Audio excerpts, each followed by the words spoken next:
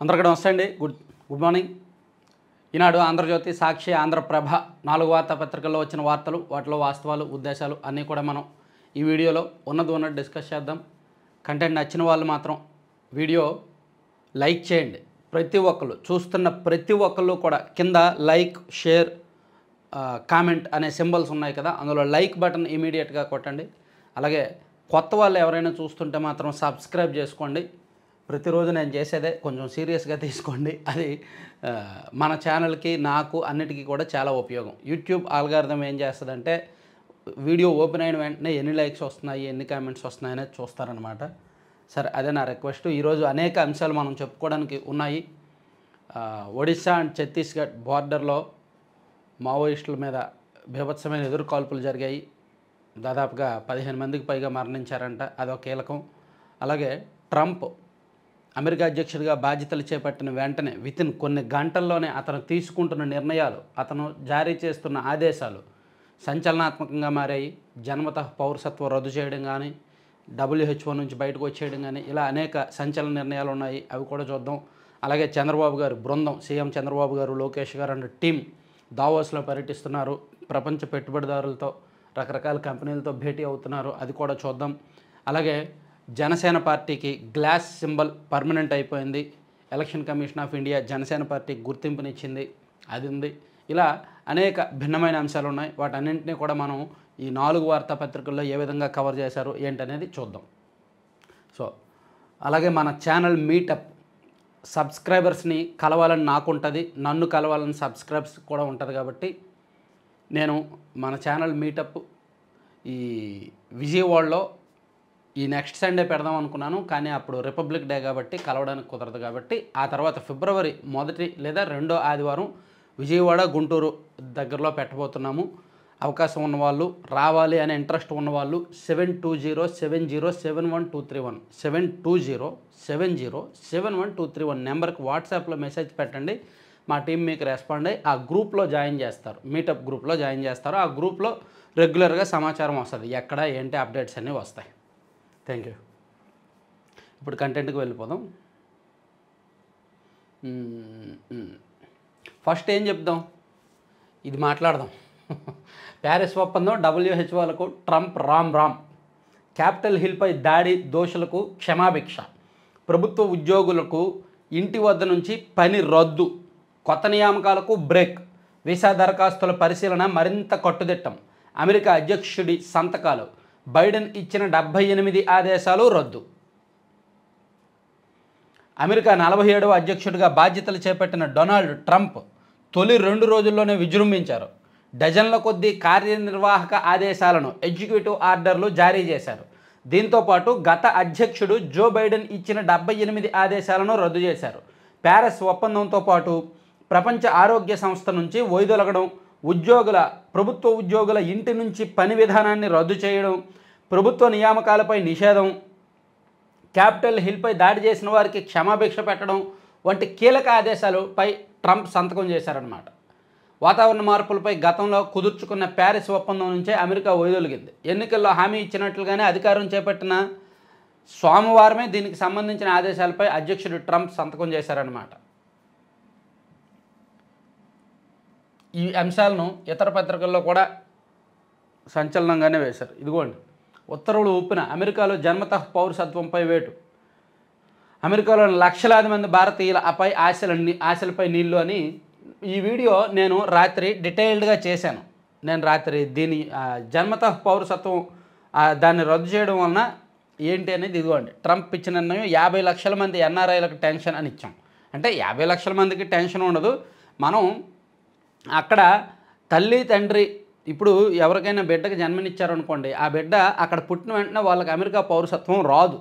Trump తీసుకున్న నిర్ణయం కారణంగా ఆ తల్లిదండ్రులు ఇద్దరికీ కూడా అక్కడ శాశ్వత పౌరసత్వం ఉంటే అప్పుడు పిల్లలకు కూడా వర్తిస్తుంది. ఆ తల్లిదండ్రుల్లో ఏ ఒక్కరైనా సరే అక్కడ టెంపరీ వీసా మీద ఉన్నా లేదా పౌరసత్వం లేకపోయినా వాళ్ళకు పౌరసత్వం రాదు. దానివలన బర్త్ టూరిజం తగ్గిపోద్ది. ఇలా చాలా ఎఫెక్ట్స్ ఉంటాయన్నమాట. అవన్నీ కూడా నేను నిన్న ఈ వీడియోలో చెప్పాను, చూడొచ్చు. సో దీనివలన అందరికీ అని కాదు కానీ కొంతమంది NRIలకి అయితే టెన్షన్ ఉంటుంది. దాదాపుగా 55 లక్షల మంది అక్కడ NRIలు ఉన్నారు. ఆ 55 లక్షల మంది అంటే అమెరికన్ మొత్తం జనాభాలో 1.5%. దానిలో సుమారుగా అరౌండ్ ఒక 17-18 లక్షలు అక్కడ పుట్టిన వాళ్ళే ఉంటారు. సో ఇదిగోండి, తొలి రోజే డజన్ల కొద్దీ ఉత్తర్వులపై ట్రంప్ సంతకాలు. ప్రపంచ ఆరోగ్య సంస్థ నుంచి బయటకు అమెరికా. 2015 నాటి పర్యావరణ ఒప్పందం నుంచి నిష్క్రమణ. గల్ఫ్ ఆఫ్ మెక్సికో పేరు ఇక గల్ఫ్ ఆఫ్ అమెరికాగా మార్పు. లింగ వైవిధ్యానికి చెల్లు, ఇక స్త్రీ పురుష లింగాలు మాత్రమే. ఫెడరల్ ఉద్యోగులు ఇంటి నుంచి పని విధానం రద్దు. క్యాపిటల్ భవనంపై దాడి నిందితులకు క్షమాభిక్ష. వెస్ట్ బ్యాంక్లోని ఇజ్రాయెల్ సెటిలర్లపై ఆంక్షల ఎత్తివేత. టిక్టాక్పై నిషేధం 75 రోజుల పాటు వాయిదా. ఫిబ్రవరి 1 నుంచి కెనడా మెక్సికోపై 25% సుంకాలు. భారత టూరిజానికి బ్రేక్. గ్రీన్ కార్డు కోసం నిరీక్షిస్తున్న వారికి ఇబ్బందులే. ట్రంప్ నిర్ణయంతో అమెరికాలో ఎన్ఆర్ఐలకు పుట్టే పిల్లలు ఎవరికి పౌరసత్వం దక్కదు. అమలు సులువేమీ కాదు, రాజ్యాంగ సవరణ సంక్లిష్టం. అయితే ట్రంప్ ఇన్ని నిర్ణయాలు తీసుకున్నారు కదా, ఇవన్నీ కూడా లీగల్గా కొన్ని చెల్లుబాటు అవ్వవు. కొన్ని రాజ్యాంగ సవరణ జరగాల్సి ఉంటుంది. రాజ్యాంగ సవరణ చేయడం అమెరికాలో అంత సులువైన ప్రక్రియ కాదు. అక్కడ రాష్ట్రాల శాసనసభల్లో 4 3 వంతులు మెజారిటీ కావాలి. అలాగే హౌస్ అండ్ సెనెట్లో 3లో 2 వంతులు మెజారిటీ కావాలి. కాబట్టి ఇప్పుడు రిపబ్లికన్ పార్టీకి, ట్రంప్ ప్రాతినిధ్యం వహిస్తున్న పార్టీకి ఉన్న బలం చూసుకుంటే అంత పూర్తిగా లేదు. కాబట్టి ఆయన తీసుకున్న నిర్ణయాలు శాశ్వతంగా చట్టం రూపంలో రావు, కష్టం. కొన్ని ఆదేశాలు అమలు అవ్వడం అయితే కష్టమేనమాట. సో అది అన్ని పత్రికల్లో రాశారు. ఇదిగోండి ట్రంప్ గురించి, ఇదిగోండి ఆంధ్రప్రభలో కూడా అది రాశారు. మరి మన రియాలిటీ పత్రిక సాక్షిలో కూడా రాశారు, జన్మతః పౌరసత్వం రద్దు అది ఇదని రాసుకొచ్చారు. సో ఇది ట్రంప్కి సంబంధించి, ట్రంప్ తీసుకున్న నిర్ణయాలకు సంబంధించి దాని ప్రభావం. 7.25 లక్షల మంది భారతీయుల్లో వణుకు. ట్రంప్ ఆంక్షల అమలు అయితే తిరుగుముఖమే. అక్రమ వలసలపై ఉక్కుపాదం. జన్మతః ఇచ్చే పౌరసత్వం రద్దుతో ఇరుకాటం అని కూడా రాసుకొచ్చారు. ఇది ఇంట్రెస్ట్ ఉన్నవాళ్ళు పూర్తిగా స్టడీ చేయండి దాని గురించి. నేను నిన్న నైట్ ఒక వీడియో చేశాను, వీలైతే చూడండి. ఇక మరో ఇంపార్టెంట్ అంశానికి వెళ్ళిపోతే, మా రాష్ట్రం పెట్టుబడులు నేస్తాం. Green energy, green hydrogen global హబ్గా ఏపీని తీర్చిదిద్దుతాం. పునరుత్పాదక రంగంలో పెట్టుబడులకు రాష్ట్రం అనుకూలం. స్పీడ్ ఆఫ్ డూయింగ్ బిజినెస్ విధానంలో అనుమతులు. దావోస్లో సిఐఐ సమావేశంలో CM Chandrababu. Green energy, green hydrogen రంగాల్లో ఆంధ్రప్రదేశ్లో గ్లోబల్ హబ్గా తీర్చిదిద్దేందుకు చిత్తశుద్ధితో పనిచేస్తున్నట్టు ముఖ్యమంత్రి చంద్రబాబు చెప్పారు.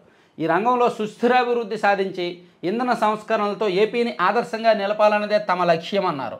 దావోస్లో జరుగుతున్న ప్రపంచ దేశాల ఆర్థిక సదస్సులో 2వ రోజు గ్రీన్ ఇండస్ట్రియలైజేషన్ అనే అంశంపై conference of Indian industries CII నిర్వహించిన సమావేశంలో సీఎం మాట్లాడారన్నమాట. అలాగే అక్కడ లోకేష్ గారు కూడా సపరేట్గా కొంతమందితో భేటీ అవుతున్నారు. భావనపాడులో పెట్రోకెమికల్ ఏర్పాటుకు సహకరించండి. లక్ష్మీ మిత్తలను కోరిన మంత్రి లోకేష్, పరిశీలిస్తామన్న ఉక్కు దిగ్గజం. సో దావోస్ పర్యటనలో లోకేష్ గారు, చంద్రబాబు గారు బిజీగా ఉన్నారు. రోజు 10 కొద్దీ సమావేశాలకు హాజరవుతున్నారు. కొత్త పారిశ్రామికవేత్తలతో భేటీ అవుతున్నారు. ఆంధ్రప్రదేశ్కి రండి, పెట్టుబడులు పెట్టండి అని ఆహ్వానిస్తున్నారు. వాళ్ళలో కొంతమంది పాజిటివ్గా రెస్పాండ్ అవుతున్నారు. ఇదంతా కూడా ఆహ్వానించదగ్గ పరిణామం. అయితే దావోస్లో వెళ్ళినవన్నీ కూడా వెంటనే వచ్చేస్తాయని మనం ఆశించలేం. వాళ్ళు ఈ సంవత్సరం మాట్లాడితే వాళ్ళు నెక్స్ట్ ఏడాదో ఆ తర్వాత ఏడాదో ఆంధ్రప్రదేశ్కి రావచ్చు, వచ్చి చూడొచ్చు. ఆ తర్వాత వాళ్ళు వెళ్ళి వాళ్ళ నిర్ణయం తీసుకోవాలి. ఆ తర్వాత ప్రభుత్వంతో ఎంఓయూ జరగాలి, వాళ్ళకి కావాల్సిన ప్రభుత్వం ఇవ్వాలి. ఇదంతా అవ్వడానికి 4-5 ఏళ్ళు టైం పడుతుంది. ఆ తర్వాత ప్రభుత్వం మారితే వాటిని ఆపేస్తుంది. అందుకే 2014 నుంచి 19 మధ్యలో దావోస్ చంద్రబాబు గారు 4 సార్లు 5 సార్లు వెళ్ళినప్పటికీ దాదాపుగా 80కి పైగా కంపెనీలతో ఒప్పందం కుదుర్చుకున్నప్పటికీ ఏది అమల్లోకి రాలేదు. దానికి కారణం ఏంటంటే 2019లో జగన్మోహన్ రెడ్డి గారు వచ్చాక వీటినన్నింటినీ కూడా ఆపేశారు. అలా ప్రభుత్వాలు మారాక ఈ ప్రయత్నాలు ఆపకపోతే, ప్రయత్నాలు కొనసాగిస్తే వీటికి ప్రయోజనం ఉంటుందన్నమాట. అంటే అర్థమైంది కదా. 2014 నుంచి 19 వరకు కూడా చంద్రబాబు గారు చాలా ప్రయత్నం చేశారు. దావోస్ వెళ్ళారు, అందరినీ కలిశారు, కాళ్ళు అరిగేలా తిరిగారు. కానీ 2019లో జగన్ గారు వచ్చి వాటన్నింటినీ ఆపేశారు. ఎవరికి సహకరించాలి, దాంతో ఆగిపోయినాయి. ఇక మరో కీలకమండి, ఛత్తీస్గఢ్ ఒడిశా సరిహద్దుల్లో భారీ ఎన్కౌంటర్ జరిగింది. మావోయిస్టు అగ్రనేత చలపతి సహా 24 మంది మావోయిస్టులు మృతి చెందారంట. చలపతి హిస్టరీ చాలామందికి తెలిసే ఉంటుంది. 2003లో చంద్రబాబు గారి మీద అలిపిరి దగ్గర బాంబ్ బ్లాస్ట్ ఘటన జరిగింది చూడండి. అందులో ప్రధాన సూత్రధారి చలపతి. ఆయన పేరు, ఒరిజినల్ పేరు రామచంద్రారెడ్డి ప్రతాప్ రెడ్డి. ఆయన పేరు, ఒరిజినల్ పేరు. ఆయనది చిత్తూరు జిల్లా. సో అలిపిరి ఘటనతో ఆయనకు బాగా ఫేమస్ అయ్యాడు. మావోయిస్టుల్లో పట్టు సాధించాడు. ఆయన అగ్రనేతగా ఎదిగాడు. ఆ తర్వాత 2017లోనో ఎప్పుడో కదా అరకు పాడేరు, అప్పుడు కిడారి శ్రవణ్ కుమార్ గారు ఫాదరు సర్వేశ్వరరావు గారు వీళ్ళు ఉన్నారు కదండి, సోమ వాళ్ళను కూడా ఆయన గ్యాంగే హతమార్చిందనమాట అప్పట్లో. సో ఇలా అనేక కీలకమైన కేసుల్లో ఆయన నిందితుడు. ఆయన మీద కోటి రివార్డు ఉంది, కోటి రూపాయల రివార్డు ఉంది. సో మావోయిస్టులకు మరో భారీ ఎదురుదెబ్బ తగిలింది. ఛత్తీస్గఢ్ ఒడిశా సరిహద్దులోని గరియాబంద్ జిల్లా కుల్హడి ఘాట్ ప్రాంతంలో, అటవీ ప్రాంతంలో మంగళవారం జరిగిన ఎన్కౌంటర్లో మావోయిస్టు పార్టీ కేంద్ర కమిటీ సభ్యుడు రామచంద్రారెడ్డి ప్రతాప్ రెడ్డి అలియాస్ చలపతి అలియాస్ జయరాం మృతి చెందాడు. ఆంధ్రప్రదేశ్లోని చిత్తూరు జిల్లా తమణంపల్లె మండలం ముత్యంపైపల్లెకి చెందిన అతడిపై కోటి రివార్డు ఉంది. ఈ ఎన్కౌంటర్లో మొత్తం 24 మంది మరణించినట్టు విశ్వసనీయ సమాచారం. 15 మంది మృతదేహాలను భద్రతా బలగాలు స్వాధీనం చేసుకున్నాయి. మృతుల్లో 8 మందిని గుర్తించారు. చనిపోయిన వారిలో చలపతితో పాటు ఒడిశాలో మావోయిస్టు పార్టీ కీలక నేత మనోజ్, స్పెషల్ జోనల్ కమిటీ సభ్యుడు గుడ్డు ఉన్నారు. 2 మహిళా మావోయిస్టులు కూడా ప్రాణాలు కోల్పోయారు. పలువురు మావోయిస్టులకు గాయాలైనట్టు సమాచారం. మృతుల సంఖ్య మరింత పెరిగే అవకాశం ఉన్నట్టు తెలుస్తోంది. ఘటనలో ఓ జవాన్ గాయపడడంతో హెలికాప్టర్లో రాయ్పూర్ ఆసుపత్రికి తరలించారు. ఘటనా స్థలంలో 3 IED ఇంప్రవైజ్డ్ ఎక్స్ప్లోజివ్ డివైజ్లను గుర్తించారు. ఘటనా స్థలంలో నుంచి AK-47, SLR, ఇన్సాస్ వంటి ఆయుధాలను భద్రతా బలగాలు స్వాధీనం చేసుకున్నాయని రాయ్పూర్ జోన్ IG అమరేష్ మిశ్రా వెల్లడించారు. సో ఇది ఒక కీలకమైన అప్డేట్ అన్నమాట. చలపతి మరణించడం పెద్ద ఎదురుదెబ్బ వాళ్ళకి. సో ఇది అన్ని పత్రికల్లో కూడా ఇదే రాసి ఉంటారు. ఇదిగోండి ఇక్కడ కూడా దండకారణ్యంలో కాల్పుల మోత, 16 మంది నక్సల్స్ కాల్చివేత. 16 మందిని ఇచ్చారు కానీ ఇంకా ఎక్కువే ఉంటాయి. మావోయిస్టు పార్టీకి భారీ ఎదురుదెబ్బ. ఛత్తీస్గఢ్ ఒడిశా సరిహద్దుల్లో ఎన్కౌంటర్, 40 గంటల పాటు కొనసాగిన కాల్పులు, కేంద్ర కమిటీ సభ్యుడు చలపతి మృతి, మరో 3 అగ్రనేతలు కూడా. నిఘా సమాచారంతో దాడి, గరియాబంద్ అడవుల దిగ్బంధం, చుట్టుముట్టిన 1000 మంది జవాన్లు. సో 1000 మంది జవాన్లు పాల్గొన్నారు ఈ కాల్పుల్లో. డ్రోన్లతో నక్సల్స్ కదలికలు గుర్తింపు, గొప్ప విజయంగా అభివర్ణించిన అమిత్ షా. అలిపిరి దాడి సూత్రధారి చలపతి. బలిమెలలో BSF జవాన్ల హత్యలో, మల్కాన్గిరి కలెక్టర్ కిడ్నాప్లోనూ సూత్రధారి. కిడారి సవేరి హత్యలో కూడా పాత్ర. అసలు పేరు రామచంద్రారెడ్డి గారి ప్రతాప్ రెడ్డి. స్వస్థలం చిత్తూరు జిల్లా ముత్యంపైపల్లె. మదనపల్లిలో సెరికల్చర్ ఉద్యోగిగా పనిచేస్తూ విశాఖకు బదిలీ. అక్కడే నక్సల్స్తో పరిచయాలు. ఆ తర్వాత అజ్ఞాతంలోకి అగ్రనేతగా ఆవిర్భావం. ఆయన తలపై కోటి రూపాయల రివార్డు. అది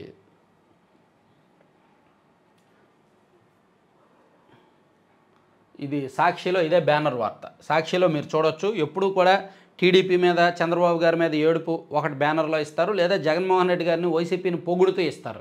ఈరోజు పాపం వాళ్ళకి అవి లేకుండా ఈ కాల్పులు, అడవిలో జరిగిన కాల్పులనే బ్యానర్ వార్తలో రాశారు. దద్దరిల్లిన దండకారణ్యం అని ఛత్తీస్గఢ్ ఒరిస్సా సరిహద్దులో భారీ ఎన్కౌంటర్, ఇది రాసుకొచ్చారనమాట. అలాగే డొనాల్డ్ ట్రంప్ తీసుకున్న నిర్ణయాలను మరోవైపు బ్యానర్లో రాశారు సాక్షిలో. ఈవెన్ ఆంధ్రప్రభలో కూడా ఇవే హైలైట్స్. అడవుల జల్లెడ, కోబ్రా కాల్పులు అని ఇదే రాశారు. సో ప్రధానమైన 3 అంశాలు: దావోసు పర్యటన, దావోస్ టూర్, అలాగే ట్రంప్ నిర్ణయాలు, అలాగే మావోయిస్టుల కాల్పులు. ఇవి చెప్పుకున్నాము. ఇక ఇవి తర్వాత మరో కీలకమైన అంశం ఉంది. కృష్ణా జలాల పంపిణీ మీద నిన్న కృష్ణా బోర్డులో మీటింగ్ జరిగింది. నిజానికి 811 TMCలు మన ఉమ్మడి రాష్ట్రానికి వస్తుంటే, దానిలో ఇప్పుడు యాజ్ ఆఫ్ నౌ 599 TMCలు ఆంధ్రప్రదేశ్కి, 512 TMCలు 512 TMCలు ఆంధ్రప్రదేశ్కు, 299 TMCలు తెలంగాణకు ఇస్తున్నారు. అయితే తెలంగాణ అంటే ఆ రేషియో ఎలా ఉందంటే 66-34 రేషియోలో ఉన్నాయి ఆ నీటి పంపకాలు. 66% ఆంధ్రప్రదేశ్కి, 34% తెలంగాణకు ఉంది. కానీ తెలంగాణ మాత్రం 50-50 పంచాలి. ఆ 811 TMCలను కూడా ఆంధ్రప్రదేశ్కు మాకు సమానంగా పంచాలి అని తెలంగాణ డిమాండ్ చేస్తోంది. ఆ మేరకు కృష్ణా ట్రైబ్యునల్లో ఎప్పుడో పిటిషన్ వేశారు. దాని మీద నిన్న వాదనలు జరిగాయి. ఇదిగోండి, పాత ఒప్పందం ప్రకారమే నీటి పంపకాలు, కృష్ణా బోర్డు అంగీకారం. పాత ఒప్పందం అంటే అదే 512 ఏపీకి, 299 తెలంగాణకు. దానికి ప్రస్తుతానికి కృష్ణా బోర్డు ఒప్పుకుంది. 50-50 రేషియో నీటి వాటాలపై తెలంగాణ పట్టు కుదరదన్న ఏపీ. తెలంగాణ మాత్రం మాకు 50% నీళ్లు కావాలి, అంటే 811లో మాకు 405.5 TMCల నీళ్లు మాకు కావాలి అనే తెలంగాణ వాదన. దానికి ఏపీ మాత్రం సశమీరా అంటోంది. అంతర్గత టెలిమెట్రీకి అంగీకరించమని స్పష్టీకరణ. కమిటీ ఏర్పాటుకు బోర్డు ప్రతిపాదన. ప్రభుత్వ ఆమోదం కావాలన్న ఆంధ్రప్రదేశ్. ప్రధాన కార్యాలయం విజయవాడ తరలింపునకు బోర్డు సై. ఆంధ్రప్రదేశ్ తెలంగాణ మధ్య పాత ఒప్పందానికి అనుగుణంగానే వచ్చే నీటి సంవత్సరంలోనూ నీటి పంపకాలు చేయాలని కృష్ణా బోర్డు నిర్ణయించింది. ఆంధ్రప్రదేశ్లో అంతర్గత నీటి వాడకం లెక్కలు తెలిసేలా నీటి మీటర్లు టెలిమీటర్లు ఏర్పాటు చేయాలన్న తెలంగాణ ప్రతిపాదనను ఏపీ వ్యతిరేకించింది. కమిటీ ఏర్పాటు చేద్దామన్న బోర్డు నిర్ణయానికి సమ్మతి తెలియజేయలేదు. బోర్డు ప్రధాన కార్యాలయం విజయవాడ తరలింపునకు బోర్డు అంగీకారం తెలిపింది. హైదరాబాద్లో బోర్డు చైర్మన్ అతుల్ జైన్ అధ్యక్షతన కృష్ణానది యాజమాన్య బోర్డు 19వ సర్వసభ్య సమావేశం మంగళవారం జరిగిందనమాట. ఆంధ్రప్రదేశ్ నుంచి ఇంజనీర్ ఇన్ చీఫ్ ఎం వెంకటేశ్వరరావు, అంతర్రాష్ట్ర విభాగం, ఈ జలవనరుల శాఖ ప్రముఖులు వీళ్ళందరూ వెళ్ళారు. తెలంగాణ నుంచి కూడా అందరూ వచ్చారు. అక్కడ మీటింగ్ చాలాసేపు జరిగిందనమాట. అది ఒక కీలకమైన అంశం. సో దీనిలో కూడా రాసి ఉంటారు. రాశారు. చెరిసగం కుదరదు, 66-34 నిష్పత్తిలోనే కృష్ణా జలాలు పంచుకోవాలి. బోర్డు భేటీలో ఆంధ్ర స్పష్టీకరణ. సుప్రీంలో వ్యాజ్యం ఉన్నందున కేటాయింపులపై చర్చ వద్దు. కాదని నిర్ణయం తీసుకుంటే కోర్టు ధిక్కరనే. తీర్పు వచ్చేదాకా ప్రస్తుత కేటాయింపులే. మా వాటా మేము వాడుకుంటుంటే టెలిమెట్రాల ఏర్పాటు ఎందుకు? ఏపీ. చెరిసగం డిమాండ్ను మినిట్స్లో రాయాలని తెలంగాణ సర్కారు స్పష్టీకరణ. తాము వ్యతిరేకించినట్టు కూడా నోట్ చేయాలని ఆంధ్ర స్పష్టీకరణ. తమకు 71% వాటా దక్కాలన్న తెలంగాణ. అయినా 50% అడుగుతున్నామని వెల్లడి. ఇది మరీ విడ్డూరం. వాళ్ళకి 71% వాటా వెళ్ళాలంట. బచావత్ అవార్డుకు విరుద్ధంగా దేనికి అంగీకరించేది లేదన్న ఏపీ అధికారులు. బోర్డు కార్యాలయం బెజవాడకు తరలించేందుకు సూత్రప్రాయ అంగీకారం. అద్దెలేని భవనం అడిగిన చైర్మన్ జైన్. తమ ఆఫీసులే అద్దె భవనాల్లో ఉన్నాయన్న ఆంధ్ర. అసలే పేదరికం, మీరు అద్దెలేని భవనాలు అడిగితే ఎలాగండి? సో కృష్ణా జలాల్లో ఉమ్మడి ఆంధ్రప్రదేశ్కు కేటాయించిన 811 టీఎంసీలను తెలుగు రాష్ట్రాలు చెరుసగం పంచాలన్న తెలంగాణ డిమాండ్ను ఆంధ్రప్రదేశ్ నిర్ద్వంద్వంగా తోసిపుచ్చింది. ప్రస్తుతం అమల్లో ఉన్న 66, 34 దామాషాలోనే నీటి కేటాయింపులు వినియోగం కొనసాగించాలని స్పష్టం చేసింది. సో నిన్న అది కన్ఫర్మ్ కావడంతో నీటి పంపకాలు రేపటి నుంచి నీటి విడుదల జరుగుద్దన్నమాట. సో ఇది కృష్ణా జలాలకు సంబంధించిన అంశం. ఇక మరో కీలకమైన అంశం ఉంది. జనసేన పార్టీకి కేంద్ర ఎన్నికల సంఘం గుర్తింపు, జనసేనకు ఈసీ గుర్తింపు. ఇక గాజు గ్లాసు ఆ గుర్తు ఆ పార్టీకే. పవన్ కళ్యాణ్కు ఎన్నికల సంఘం లేక. కేంద్ర ఎన్నికల సంఘం జనసేనను ఆంధ్రప్రదేశ్లోని గుర్తింపు పొందిన పార్టీల జాబితాలో చేర్చింది. దీంతోపాటు గాజు గ్లాస్ గుర్తును ఆ పార్టీకే రిజర్వ్ చేసింది. ఈ మేరకు జనసేన అధ్యక్షుడు పవన్ కళ్యాణ్కు ఎన్నికల సంఘం మంగళవారం సాయంత్రం లేఖ పంపింది. సార్వత్రిక ఎన్నికల్లో 100% విజయం నమోదు చేసిన పార్టీ జనసేన రికార్డు సాధించింది. పోటీ చేసిన 21 అసెంబ్లీ స్థానాలతో పాటు 2 లోక్సభ స్థానాలతో విజయాన్ని సొంతం చేసుకుంది.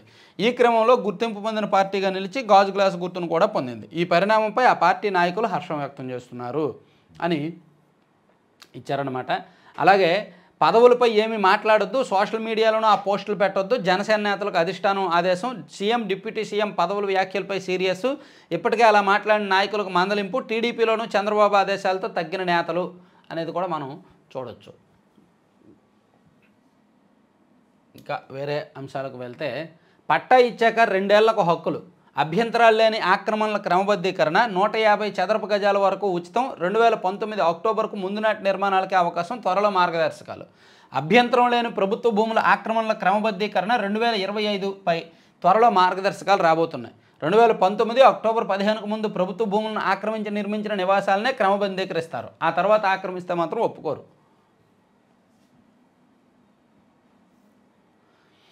సిపిడిసిఎల్ అడ్డగోలు టెండర్లు, అయిన వారికే డేటా క్లౌడ్ స్టోరేజీ కాంట్రాక్టులు, రెట్టింపు ధరలు, ఆపై రిపీట్ ఆర్డర్లు. వైకాపా హయాంలో 148 కోట్ల వెచ్చింపు. విద్యుత్ రంగంలో, విద్యుత్ శాఖలో అడ్డగోలు నిర్ణయాలు, అడ్డగోలు కాంట్రాక్టులు, అడ్డగోలు అవినీతి జరుగుతుంది తెలుసా. బహుశా అవినీతి జరుగుతున్న శాఖల్లో విద్యుత్ శాఖ బహుశా ముందు ఉంటుంది. దానికి కారణం ఏంటంటే గత ప్రభుత్వం కొంతమందిని పెంచి పోషించింది. అలా పెంచి పోషించిన తర్వాత పెరిగిన వాళ్ళు ఊరికే ఉండరుగా వెదజల్లుతున్నారు, నోట్ల కట్టలు వెదజల్లుతున్నారు. కొత్త ప్రభుత్వంలో కొత్త పెద్దలకు కూడా నోట్ల కట్టలు వెదజల్లి ఎవరికి ఏం కావాలో డబ్బు అన్నింటినీ శాసిస్తుంది, డబ్బు అన్నింటినీ మాట్లాడుతుంది. డబ్బులకు కులం లేదు, మనుషులకు కులం ఉంది. మనుషులను నడిపించేది డబ్బు, డబ్బులకు కులం లేదు, డబ్బులకు రాజకీయం లేదు. కాబట్టి వాళ్ళు వెదజల్లుతున్నారు. విద్యుత్ శాఖలో బాగా ఆరితేరారనమాట. సో అందుకని వాళ్ళకు పనులు అయిపోతున్నాయి. కేంద్ర మండల విద్యుత్ పంపిణీ సంస్థ సిపిడిసిఎల్ గత ప్రభుత్వ హయాంలో పిలిచిన పలు టెండర్లు పనుల అప్పగింతల వెనుక తీవ్ర ఆరోపణలు వస్తున్నాయి. 3 ఏళ్ల కాలంలో ఒకే తరహా పనులకు వేర్వేరు పేర్లతో టెండర్లు పిలిచి ప్రజాధనాన్ని అయిన వారికి అడ్డగోలుగా దోచిపెట్టినట్టు అవగతమవుతోంది. అప్పటి సీఎండి పద్మ జనార్దన్ రెడ్డి హయాంలో 148 కోట్ల కాంట్రాక్టులు కావాల్సిన వారికే కట్టబెట్టారు. అన్ని పనులకు రెట్టింపు అంచనాలతో టెండర్లు పిలిచారు. డేటా సెంటరు, క్లౌడ్ స్టోరేజీ పేరుతో నిబంధనలకు విరుద్ధంగా చేపట్టిన టెండర్లపై విచారణ జరిపితే వాస్తవాలకు వచ్చే అవకాశం ఉంది. కానీ వీళ్ళు విచారణ జరపట్ల. గత ప్రభుత్వంలో జరిగిన అవినీతి మీద తీసుకున్న నిర్ణయాల మీద విచారణ జరపట్ల విద్యుత్ శాఖలో. ఎందుకంటే వీళ్ళు వాళ్ళతో కుమ్మక్క అయిపోయారనమాట. అందరూ ఒకటేనండి, నేను చెప్తుంటాను కదా, అందరూ ఒకటే. ఎటొచ్చి పాపం ప్రజలను పార్టీ నాయకులు కార్యకర్తలే పిచ్చోళ్ళు అయ్యేది.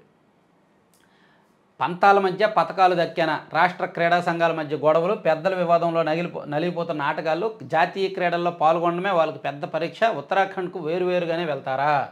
2 ఏళ్ల క్రితం గోవాలో నిర్వహించిన జాతీయ క్రీడల్లో కర్ణాటక 101 పథకాలు సాధించి 6వ స్థానంలో నిలిచింది.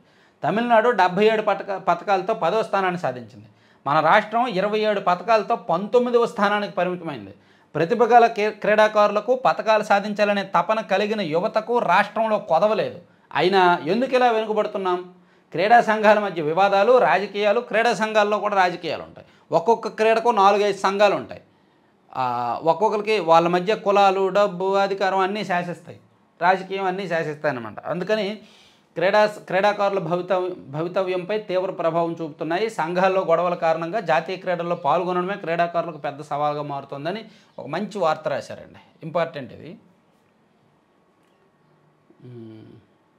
సో ఇవన్నీ ఈనాడు మొదటి పేజీ అంశాలు. ఇంకా లోపల కూడా చూసుకుంటే మరో అంశాలను వేరే ఏమున్నాయి అనేది చూసుకుంటే, విజయవాడలో euphoria musical night NTR trust ఆధ్వర్యంలో ఫిబ్రవరి 15వ తేదీ నిర్వహణ.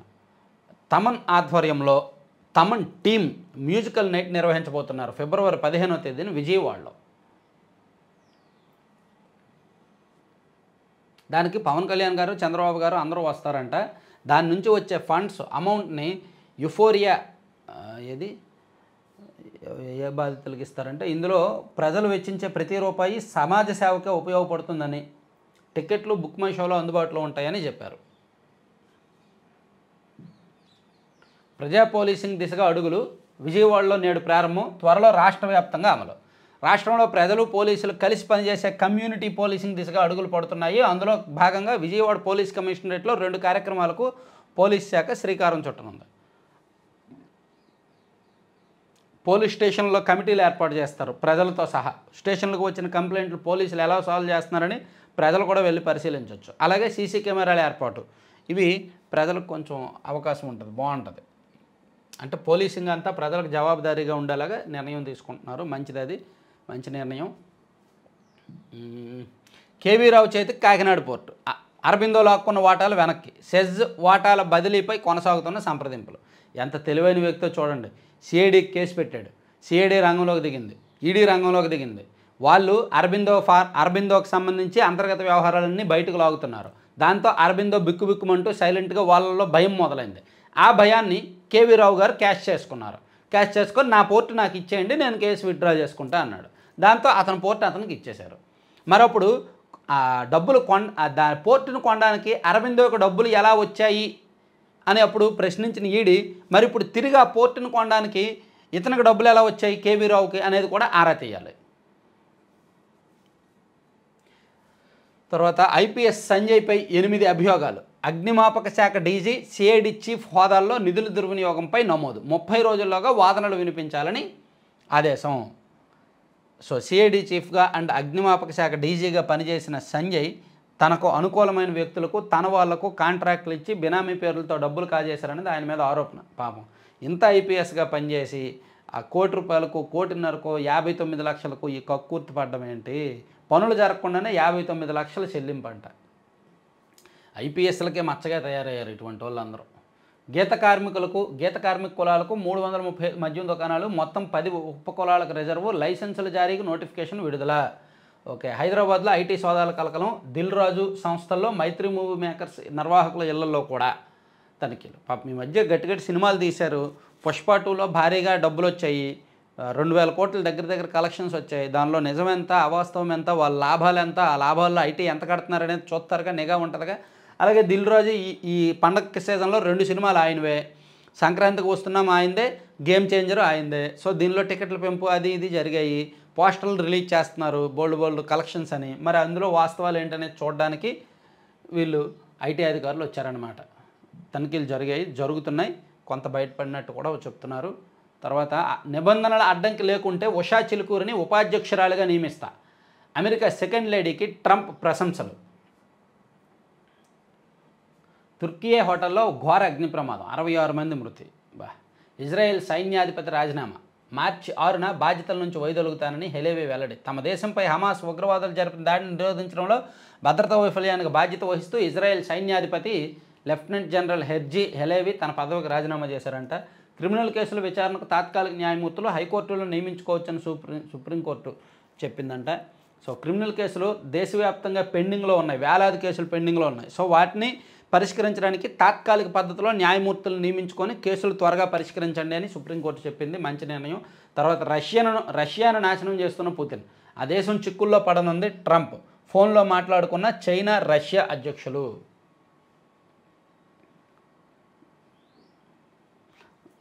సరే, ఇవన్నీ ఈనాడు, ఇవి పక్కన పెట్టి సాక్షిలో మనం చెప్పుకోని అంశాలు ఏమైనా చూసుకుంటే, టీడీపీలో సీనియర్లకు పొగ అని సాక్షిలో ఒకటి రాశారండి.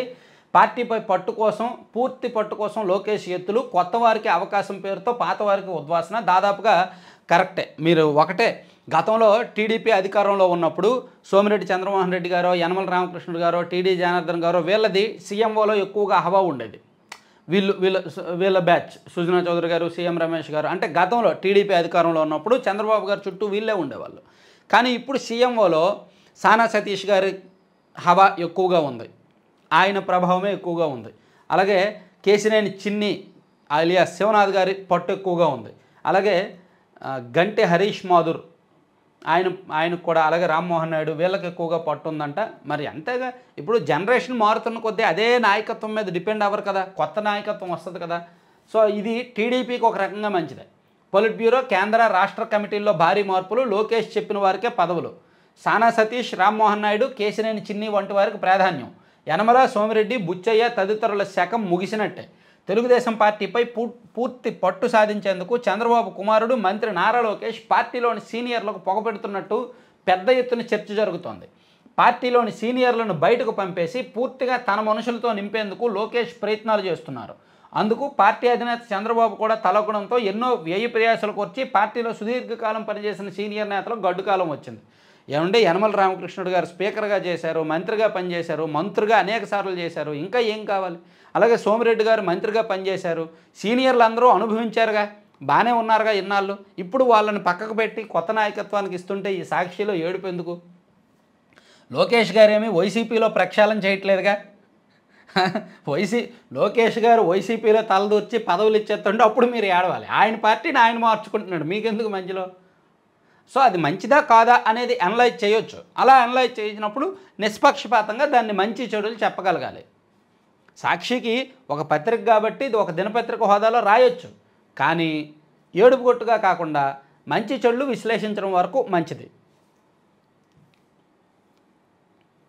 Green energy, green hydrogen okay. Krishna జలాల్లో పాత వాటాలో 50% వాటా ఇవ్వాలని తెలంగాణ డిమాండ్, ఇది ఇందాక చెప్పుకున్నాము. తర్వాత 5న కుంభమేళాలో పుణ్యస్నానం. కుంభమేళా సందర్భంగా ప్రయాగ్రాజ్లోని త్రివేణి సంగమ స్థలంలో ఫిబ్రవరి 5న మోదీ పుణ్యస్నానం ఆచరిస్తారని సమాచారం. మంచిది. ఇప్పుడు వరకు వెళ్ళలేదా మీరు? ఓకే. 66 మంది సజీవ దహనం. తుర్కియాలోని గ్రాండ్ కట్టర్ హోటల్లో మంటలు చెలరేయడంతో 66 మంది ప్రాణాలు కోల్పోగా 51 మంది గాయపడ్డారంటండి. అమ్మో. డోజు నుంచి వైదొలిగిన వివేక్. అమెరికాలో ఏర్పాటైన డిపార్ట్మెంట్ ఆఫ్ గవర్నమెంట్ ఎఫిషియన్సీ నుంచి తప్పుకుంటున్నట్టు భారతీయ అమెరికన్ వివేక్ రామస్వామి తెలిపారు. తెరపైకి ఏడాది BEd course. Bachelor of education ఏడాది విధానాన్ని పునరుద్ధరించాలని ఎన్సిటిఈ నిర్ణయించిందంట.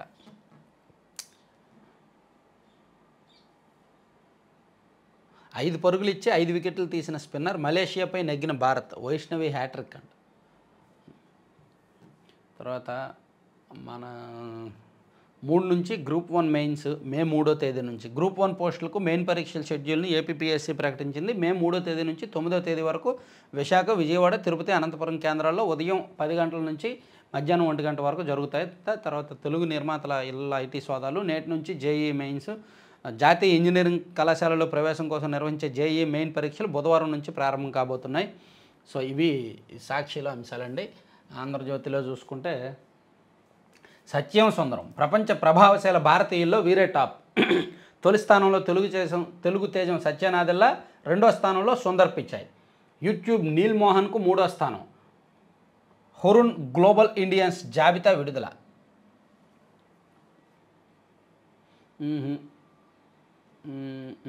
ఇంకా అదే విధేయత. 674 కిసాన్ డ్రోన్లు వైసీపీ వాళ్ళకే. 10 లక్షల పరికరానికి 8 లక్షల సబ్సిడీ. ఏడాదిన్నర క్రితం జాబితాకే ప్రాధాన్యం ఇవ్వండి. అవసరమైతే ఎమ్మెల్యేలకు సర్ది చెప్పి ఒప్పించండి. జేడీలకు వ్యవసాయ శాఖ ఉన్నతాధికారుల ఆదేశం. భగ్గుమంటున్న ఎమ్మెల్యేలు. విషయం మంత్రి దృష్టికి. లబ్ధిదారుల ఎంపిక సక్రమంగా ఉండాలని అచ్చన్న. ఇదిగోండి, గత ప్రభుత్వం కొంతమంది 674 మందిని ఎంపిక చేసింది. అందులో 10 లక్షల రూపాయలు విలువైన డ్రోను 2 లక్షలకే వస్తుంది. 8 లక్షలు గవర్నమెంట్ సబ్సిడీ ఇస్తుంది. దాన్ని వైసీపీ హయాంలో ఎంపిక చేసిన లబ్ధిదారులకే ఎలా ఇస్తారు? లబ్ధిదారులను మార్చాలి కదా. వాళ్ళు నిజమైన లబ్ధిదారులను ఎంపిక చేశారో లేదంటే వాళ్ళ పార్టీ వాళ్ళకి ఇచ్చుకున్నారో. సో ఇప్పుడు వీళ్ళు అధికారంలో ఉన్నారు కాబట్టి వాళ్ళ పార్టీ వాళ్ళకి ఎలా ఇస్తారు? దాని మీద వ్యవసాయ శాఖలో జరుగుతోంది ప్రస్తుతానికి. తర్వాత ఇవన్నీ చెప్పుకున్నాము. ఆర్టీసీకి పండగేనంటండి. 20వ తేదీ అంట. ఒక్క 20వ తేదీనే ఆర్టీసీకి 23 కోట్ల ఆదాయం వచ్చిందంట. ఇందులో ప్రత్యేక బస్సుల ఆదాయం 21 కోట్లు. విడి రోజుల్లో ఏనాడు 17 కోట్లు దాటను పోయినాం. పండగ రోజుల్లో 20 కోట్లు వస్తే గొప్ప. సంక్రాంతికి వచ్చి తిరిగి వెళ్ళే వారి కోసం అదనంగా 2000 బస్సులు తిప్పిన ఆర్టీసీ. ఈ ఆదరణ మరవలేం. ద్వారకా తిరుమలరావు. సో మొత్తానికి ఆర్టీసీకి 23 కోట్లు ఒకే రోజు ఆదాయం వచ్చింది. అది మంచిది. ఆంధ్రజ్యోతి కూడా ఆల్మోస్ట్ అయిపోయినట్టే, అన్నీ చెప్పుకున్నట్టే. మనం ఏం చెప్తున్నామంటే సబ్జెక్ట్ వారీగా చెప్తున్నాం కాబట్టి ఇంతకుముందు పేపర్ల వారీగా చెప్పేవాళ్ళం. ఈ పేపర్లో ఇది, ఈ పేపర్లో ఇది అని. కానీ ఇప్పుడు సబ్జెక్ట్ వైజ్ చెప్తున్నాం కాబట్టి అన్నీ కవర్ చేస్తున్నాం.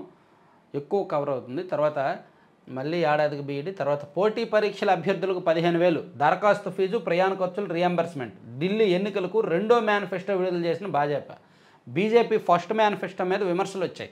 ఆమ్ ఆద్మీ పార్టీ అమలు చేస్తున్న సంక్షేమ పథకాలను వీళ్ళు కొనసాగిస్తామన్నారని. సో అందుకు సెకండ్ మేనిఫెస్టో రిలీజ్ చేసింది బీజేపీ. పోటీ పరీక్షల అభ్యర్థులకు 15,000 ఇస్తామనడము ఇదంతా కూడా కొత్తగా పెట్టారనమాట. సో ఇవి ఆంధ్రప్రభకు వెళ్దాం. ఆంధ్రప్రభలో WHO ఇది ఆశల దావోసు. బీజేపీ మేనిఫెస్టో పార్ట్ 2 విడుదల. అతిపెద్ద పెట్టుబడి అంకురార్పణ. దావోస్ మే మెటల్ గ్రూప్తో సీఎం చంద్రబాబు భేటీ. జనసేనకు గుర్తింపు. డిప్యూటీ సీఎంపై గప్చుప్పు. గీత కార్మికులకు మద్యం షాపులు. అంటే మనం చెప్పుకునే అంశాలు ఏమైనా ఉంటే చెప్దాం. అవే అంశాలు అయితే మాత్రం జస్ట్ అలా చదివేసి వెళ్ళిపోవచ్చు. సో ఇవే ఆల్మోస్ట్ అన్నీ కూడా కవర్ చేస్తాం. సో ఇవి 4 పత్రికల్లో వచ్చిన అంశాలు. సో మరిన్ని నెక్స్ట్ వీడియోస్లో ఇంకా డీటెయిల్డ్గా కొన్ని అంశాలు మాట్లాడతాం. సో కంటెంట్ నచ్చిన వాళ్ళు అయితే మాత్రం ఖచ్చితంగా సబ్స్క్రైబ్ చేసుకోండి. అలాగే లైక్ చేయండి, షేర్ చేయండి. Thank you.